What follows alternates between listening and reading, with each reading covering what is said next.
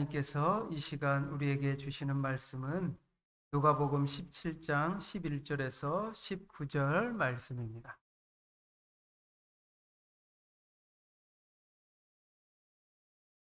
교독하도록 하겠습니다. 예수께서 예루살렘으로 가실 때 사마리아와 갈릴리 사이로 지나가시다가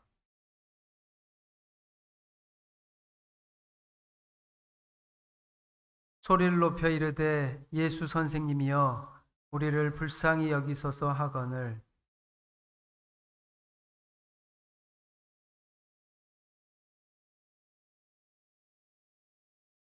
그 중에 한 사람이 자기가 낳은 것을 보고 큰 소리로 하나님께 영광을 돌리며 돌아와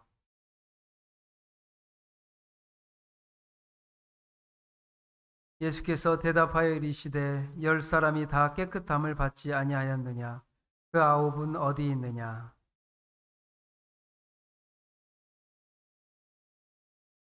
같이 읽겠습니다. 그에게 이르시되 일어나 가라 내 믿음이 너를 구원하였느니라 하시더라. 아멘. 제가 이제 부임한 지 4번째 주간이 됩니다. 찬송을 부르면서 이 자리에 서 있으니까 우리 일부에 나오신 여러분이 한 사람 한 사람이 내 눈에 들어오기 시작했습니다. 왜냐? 귀하고 귀해서. 옆에 사람과 인사하겠습니다. 당신은 귀하고 귀합니다. 네. 당신은 귀한 사람입니다. 귀하고 귀합니다. 시큰둥하신데 마음을 담아가지고 옆에 사람에게 당신은 정말 귀한 사람입니다. 당신은 이리 인사하겠습니다. 귀중한 사람입니다. 귀중한 사람입니다. 네. 귀중한 사람입니다. 너무나도 귀중한 사람입니다. 영국의 한 생물학자 알프레드 월리스라는 학자가 하루는 실험실에서 나비를 시험하였습니다. 그러면서 이 여러 고치를 구해서 구하는 모습을 보고 있는데 이 월리스 학자가 보기에 나비가 그 꼬치를 뚫고 나오는 모습이 너무나 힘겨워 보이고 처절해 보였다고 합니다. 조금만 도와주면, 내가 좀 도와주면 쉽게 나올 수 있을 텐데라고 생각해 이 월리스는 꼬치에 칼을 대었다고 합니다. 칼집을 대자마자 나비는 금방 나올 수가 있었습니다. 날개를 활짝 펴고 날았습니다. 그런데 어쩐 일인지 다른 나비들과 다르게 영롱한 빛도 잃어버리고 날개짓이 힘이 없었습니다. 도움을 받은 꼬치에서 태어난 이 나비들은 다 하나같이 힘없이 날개를 몇 번 파닥이다가 제대로 날지도 못하고 떨어져 죽고 말았습니다. 이 나비뿐 아니라 모든 칼집에 꼬치에 칼을 댄 나비들에게는 비슷한 현상이 나타났습니다. 오랜 시험 끝에 월리스는 왜 이런 일이 일어나지 하고 관찰을 하다 보니 꼬치를 뚫고 나오는 그 나비의 고통스러운 몸짓 속에서 성장에 반드시 필요한 것임을 깨닫게 되었습니다. 왜냐하면 그 힘겹게 뚫고 나오는 그 과정 속에서 온몸의 모든 기능들이 마치 체조라듯이 혈관 끝에까지 피가 근육이 생기는 그 몸부림 속에서 이 나비의 날개에 힘이 생기는 과정을 몰랐던 것입니다. 아무리 그 고치가 힘겨워 보이고 처절해 보일지라도 그대로 내버려 두었어야 되는데 나비를 위해서는 그대로 뒀어야 합니다. 우리 인간의 눈에 보이기에 이것이 정말 이상해 보이지만 이 나비에게는 그 고통스러운 순간이 부활의 순간이 나비에게는 꼭 필요한 생존의 필수 여건이었습니다. 우리 인간도 마찬가지입니다. 우리 삶 가운데 때로는 고통스러운 처절하고 어려운 일이 있습니다. 그러나 그것이 우리의 삶에, 우리의 신앙에 반드시 필요한 필수 조건이라는 것을 믿으시기 바랍니다. 그것이 무엇인지는 오늘 본문을 나누면서 함께 나누고자 합니다. 사마리아와 갈리 경계 지역에 거주하던 10명의 나병 환자가 있었습니다. 그때 마침 그곳을 지나가던 예수님을 멀리서 보고 부르짖어 외칩니다. 예수 선생님이여, 우리를 불쌍히 여기소서, 우리를 고쳐주시옵소서라고 간절히 소리질러 불렀습니다. 당시 고대의 나병 환자는 공동체에 들어오지도 못하고 사람들과 떨어져 살아야만 했습니다. 그들은 육체적인 고통과 정신적인 고통, 관계적인 고통을 겪었을 뿐만 아니라 종교적으로도 부정한 사람이라고 취급을 받았습니다. 나병 환자들은 예수님에게 자신의 병을 고쳐달라고 간청하고 예수님께서는 어떻게 하셨죠? 이 10명의 환자의 이야기를 들으시고 들어주셨습니다. 그리고 나병 환자가 깨끗함을 증명받으려면 제사장들에게 가서 몸을 보여줘야 했는데 내 몸을 가서 제사장들에게 너희 몸을 보이라고 하셨더니라고 말합니다. 예수님은 그들에게 제사장들에게 몸을 보이라고 하시고 그들은 나병이 고쳐지기 전에 예수님의 말씀만 듣고 가다가 깨끗함을 받았습니다. 그런데 문제는 그들이 이 나병을 고침받은 후의 태도입니다. 이때 10명의 환자 중 한 사람이 자기가 나은 것을 보고 큰 소리로 외치고 주님 앞에 무릎을 발 앞에 엎드려 감사하며 하나님께 영광을 돌리며 예수님께 돌아와서 예수님 발 앞에 엎드려 감사합니다. 오늘 성경은 그 사람을 사마리아인이라고 강조합니다. 성경에 보면 예수님께서는 또 사마리아 사람을 드러내고 강조하시는데, 왜냐하면 이는 고침받은 9명의 사람이 유대인이라는 사실을 은근히 이 성경 가운데 내포하고 있기 때문입니다. 사마리아 사람들은 유대인들이 경멸하며 멸시하던 대상이었기에, 그런데 그 한 사람, 사마리아 사람만이 감사하는 모습을 보고 유대인들은 충격을 받았습니다. 예수님은 감사할 줄 모르는 유대인들을 지책하면서 고침받은 사마리아인에게 일어나 가라, 내 믿음이 너를 구원하였느니라 라고 말씀하십니다. 이는 그의 육체가 치유되었을 뿐만 아니라 그의 영혼도 완전히 구원받았음을 말해주고 있습니다. 10명의 환자 가운데 유대 출신의 9명의 나병 환자는 그저 자기 갈 길을 가고 그 당시 멸시와 천대를 받던 사마리아 출신 한 사람만이 주님께 나와 돌아오고 감사하고 있습니다. 그리고 하나님께 영광을 돌렸습니다. 그러면서 이 사마리아 사람은 온전한 구원을 이룬 것입니다. 나머지 예수님께서는 이 표현, 9은 어디 있느냐? 이 표현은 유대인들을, 그 나머지 9을 향한 약간 화나시고, 왜 그들은 나에게 와서 감사할 수 없느냐라는 말을 의미하고 내포하고 있습니다. 9은 어디 갔느냐라는 거죠. 왜 9은 감사하지 못하느냐?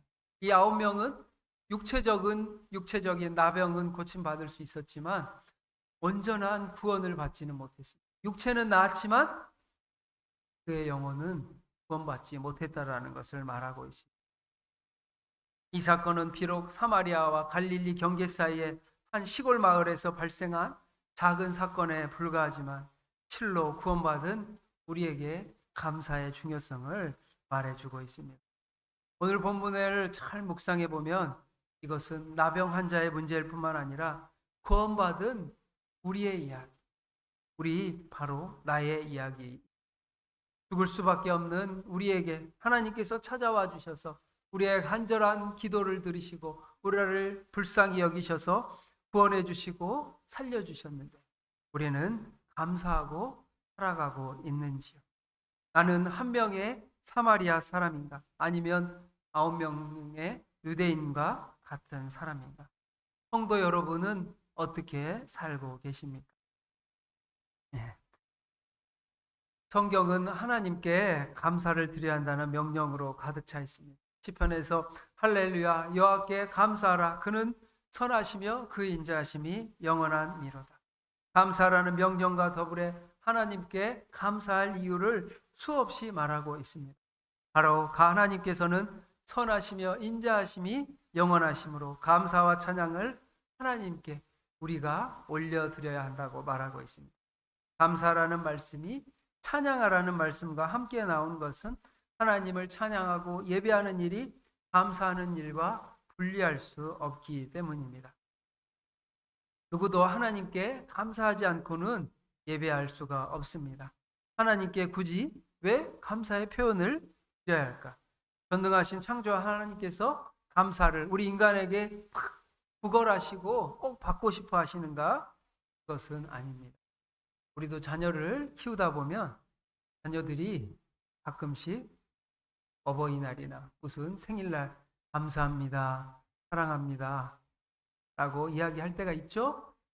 어쩌다가 한 번씩 해서 문제지만 저희가 막 그 이야기를 듣고 싶어서 그래 내가 너한테 잘해줄게 감사하다고 말해줘. 그렇게 살진 않는 것처럼 하나님께서는 저희에게 우리에게 막 하나님 감사합니다, 하나님 구원해 주셔서 감사합니다, 그것을 유도하고 받고 싶어 하는 것은 우리의 마음속에 하나님께서 주신 그 사랑과 은혜가 감사해서 저절로 나타나는 것입니다. 저 요즘에 마음에 감사가 넘칩니다. 추수감사절도 아닌데 왜 감사에 관한 이야기를 할까? 감사는 우리의 삶 속에 항상 언제나 우리의 삶 속에 드러나고 나타나야 하기 때문입니다. 구원해 주신 것도 감사하고 힘들어도 감사하고 지금 어렵지만 처절하고 비참해도 감사하고 그럴 수 있기 때문입니다. 그리고 하나님께서 우리는 항상 감사를 느낄 수가 있습니다. 감사는 하나님 편에서 어떤 필요 때문에 하고 싶어서 요구하는 것이 아닙니다. 하나님께서는 선하시고 인자하셔서 우리에게 선과 인자를 베푸시니 하나님께 감사를 드리는 것입니다. 하나님은 좋으신 하나님, goodness of God, 하나님의 선하심을 우리는 믿기 때문입니다. 그리고 우리가 비록 악할지언정 하나님은 좋으신 하나님, 선하신 하나님, 사랑의 하나님이심을 기억하시기 바랍니다. 그리고 감사를 드리는 자는 은혜를 받아 누림을 기뻐하며 즐거워하기 마련입니다. 감사는 이 기쁨과 즐거움을 누리는 가장 마땅한 방식입니다. 그런데 오늘날 우리의 이 감사의 모습이, 감사가 줄어들 때가 있습니다. 오늘 세상 속에서 감사할 수 있습니다. 짧게 제가 요약해서 우리 황명한 목사님께서 말했는데 왜 우리가 감사가 사라지는가? 첫 번째는 욕심이 많아지기 때문입니다. 욕심이 자꾸 많아지니까 전에는 하나님이 조금만 해줘도 감사하고 기뻐했는데 지금은 하나님 그건 익숙합니다. 두 번째, 교만해서 감사할 수가 없어요. 점점 교만해지는 내 모습 때문에 감사가 사라집니다. 세 번째, 생각하지 않으면 감사할 수가 없습니다. think, thank 그 어원이 같다는 거 아시죠? 생각할 때 감사할 수 있는 거예요. 감사하며 생각하고 우리가 생각해 보십시오. 하나님께서 여러분에게 감사할 많은 일들을 얼마나 많이 행하셨는지.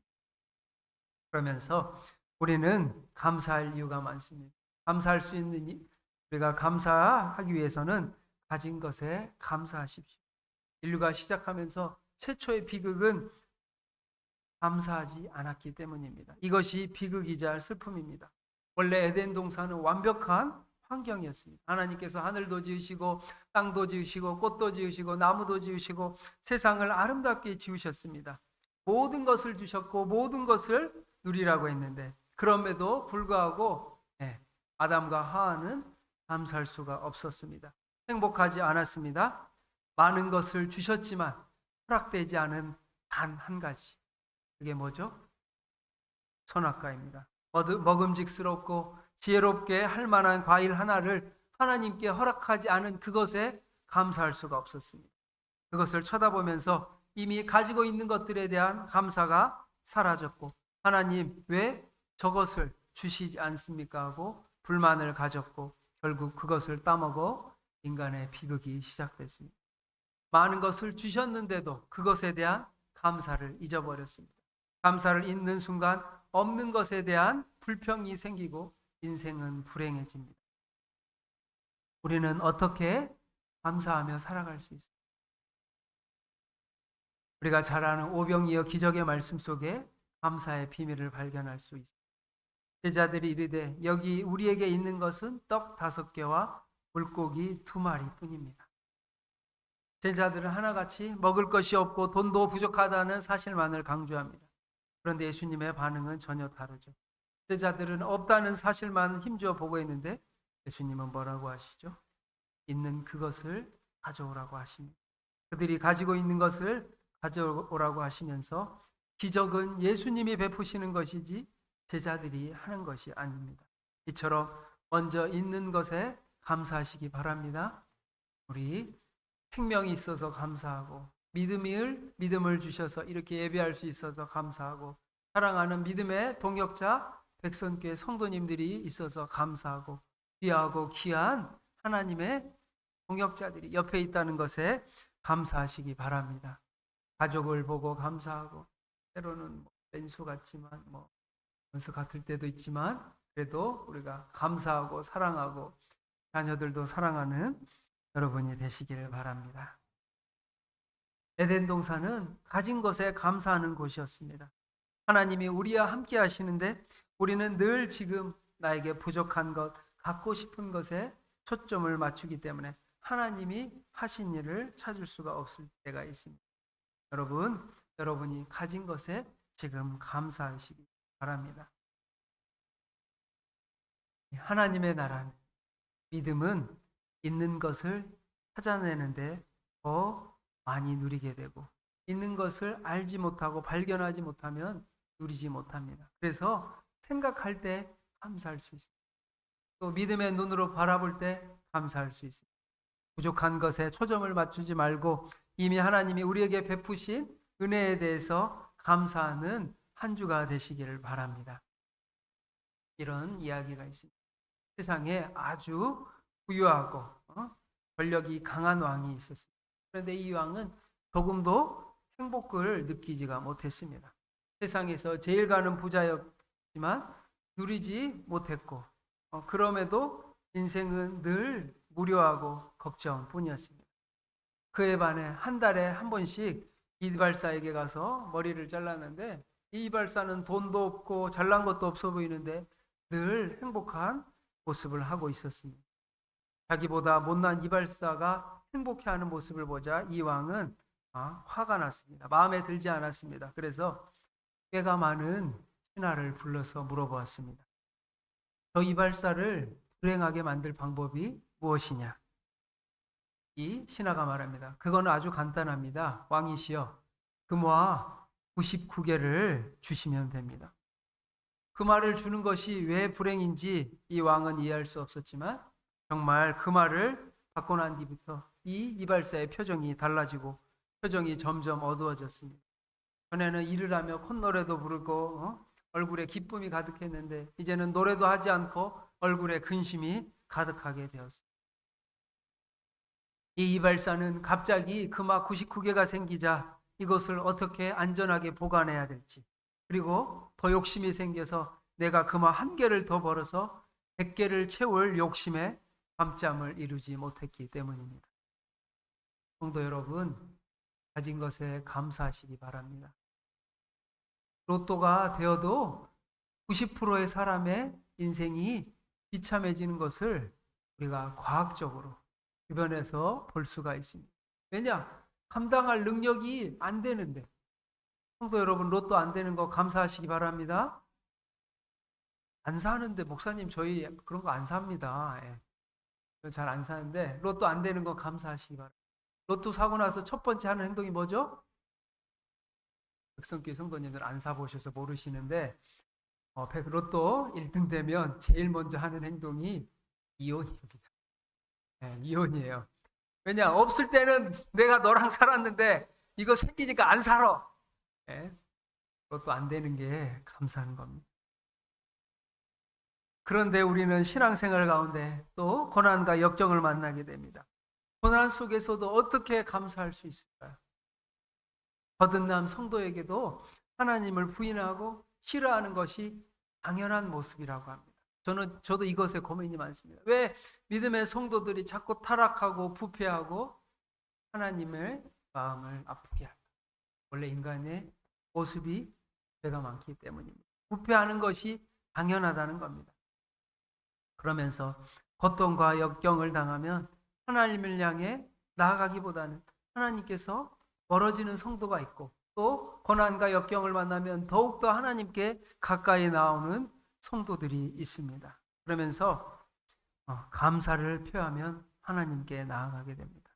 나비가 꼬치에 알을 품고 나오는 것처럼 이 고난과 역경은 우리가 하나님 앞에 진정한 감사를 배울 수 있는 신앙에 반드시 필요한 과정이자 하나님의 사랑의 순간임을 기억하시기 바랍니다. 하나님께 감사하다는 것은 우리의 신앙이 하나님을 향하는 것입니다. 저는 고난이 생길 때, 역경이 생길 때 제 마음이, 제 기분이 감사할 수 없어도 먼저 감사를 선포합니다. 하나님 감사합니다. 하나님 감사합니다. 감사합니다. 그러면 정말 하나님께서 믿음의 눈으로 또 기도를 통해 저의 마음을 바꾸시는 것을 여러 번 경험하게 되었습니다. 하나님께 감사하는 자, 하나님의 자녀인 우리에게 궁극적으로 모든 것이 합력해서 선을 이루는 귀한 섭리를 이루시기 기억하시기 바랍니다. 우리 야고보서 1장에 내 형제들아 너희가 여러 가지 시험을 당하거든 온전히 기쁘게 여기라. 이는 너희 믿음의 시련이 인내를 만들어 내는 줄 너희가 알미라. 믿음의 시련이라는 고난과 역경은 감사할 수 있는 믿음의 시련이자 하나님의 축복의 과정임을 기억하시기 바랍니다.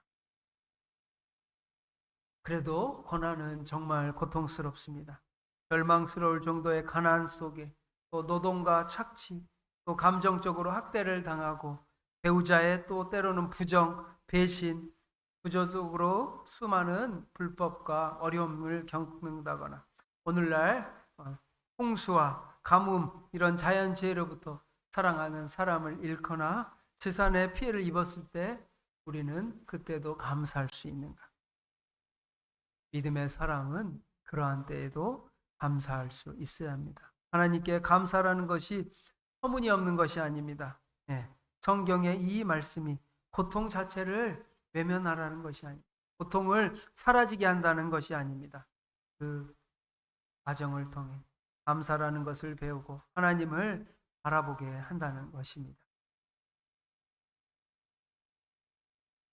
품질 좋은 와인으로 유명한 프랑스의 한 농장은 포도를 일부러 척박한 땅에 심는다고 합니다.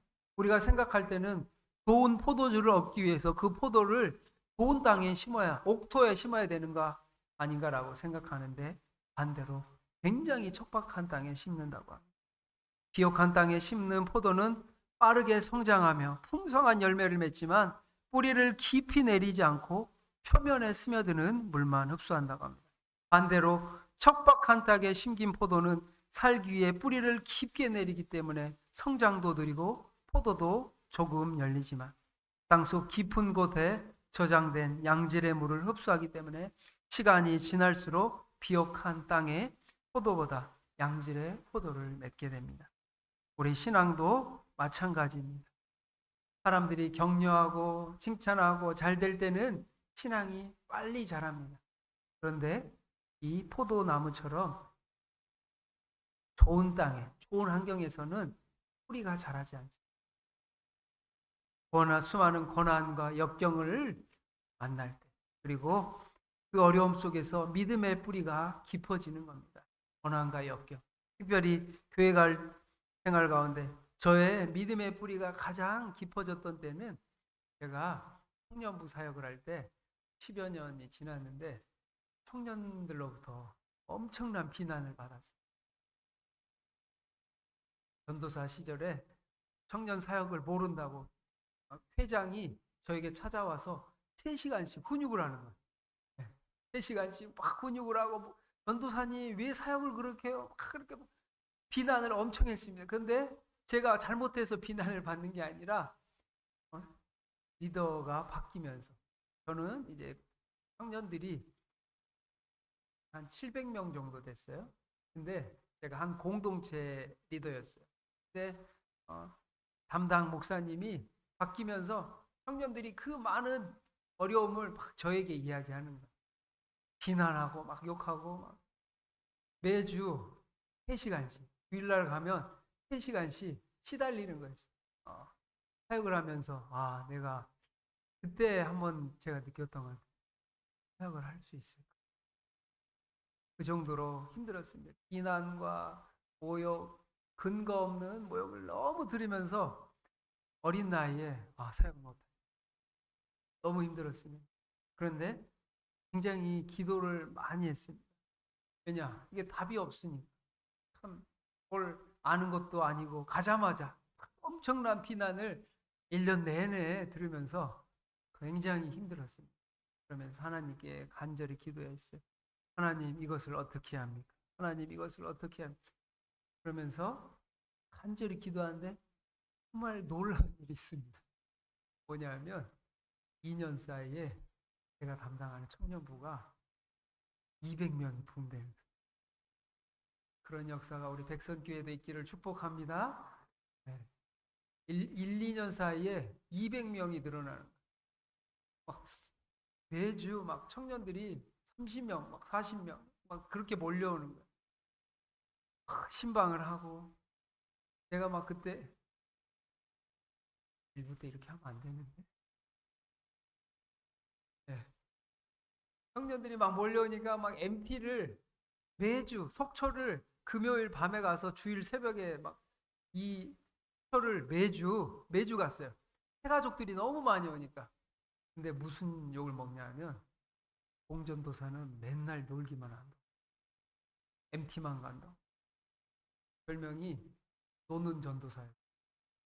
근데 지금은 하라고 해도 못합니다. 얼마나 욕을 먹었는지 하나님께. 근데 나중에 지나고 보니까 믿음의 뿌리가 많이 자라는 시. 하나님이 정말 이해할 수 없는 그런 때를 겪게 하셨어요. 근데 지내놓고 보니까 하나님이 믿음의 뿌리를 깊이 내리게 하시고, 내가 잘못했으면 욕먹으면 이해가 돼. 잘못한 것도 없어. 그냥 왔는데 막 계속 욕만 하는 거야. 비난, 험담. 그 자리 가는 게 힘들었습니다. 그러나 하나님께서 놀라운 은혜를 저에게 베풀어 주셨습니다.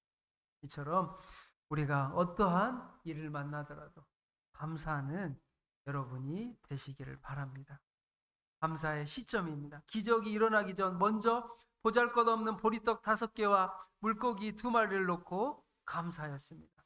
이 사실을 통해 우리가 배울 수 있는 것은, 성도 여러분, 이해할 수 없을 때 그냥 먼저 감사하십시오. 고난이 다가올 때, 이해할 수 없는 일이 일어날 때 그냥 선포하십시오. 내가 내 믿음이 아니어도, 내 기분이, 감정이 아니어도 감사를 선포하십시오. 그럴 때 하나님께서 그 과정을 통해 믿음의 깊은 뿌리를 내리를 통해 우리가 감사할 수 있게 만들어 주십니다. 행복해서 감사하는 것이 아니라 감사하기 때문에 행복해집니다. 다 알고 있죠, 여러분? 행복하기 때문에 감사하는 것이 아닙니다. 감사하면 행복해집니다. 불평하는 사람은 아무리 많이 가져도 행복할 수가 없습니다. 얼어붙은 강에는 배를 띄울 수 없듯이 마음이 얼어붙어 감사가 메말라버린 인생은 행복할 수가 없습니다. 독일의 경언에 선물을 보지 말고 선물을 주는 그 손을 보라는 말이 있습니다. 우리 하나님 앞에 우리도 감사하며, 미리 감사하며, 감사할 때 행복해지고, 감사할 때 하나님께서 우리에게 좋은 놀라운 은혜를 허락하여 주실 줄 믿습니다. 기도하겠습니다. 사랑과 은혜가 많으신 하나님 아버지, 감사합니다. 감사합니다. 감사합니다. 우리 사랑하는 백선교회 성도님들 사랑하여 주시고, 한 분 한 분 축복하여 주시고, 하나님의 놀라운 역사가 있게 하여 주시옵소서. 온전히 주님만을 바라보게 하시고 온전히 주님만을 찬양하는 놀라운 역사가 있게 하여 주시옵소서.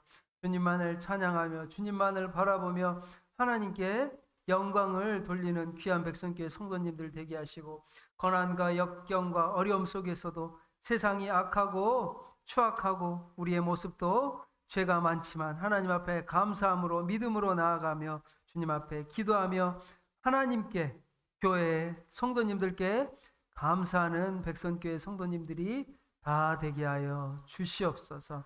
하나님의 사랑이 이곳 가운데 충만하게 하여 주시고 감사가 넘치는 백선교회 될 수 있도록 은혜를 부어 주시옵소서. 감사드리며 예수님 이름으로 기도합니다. 아멘.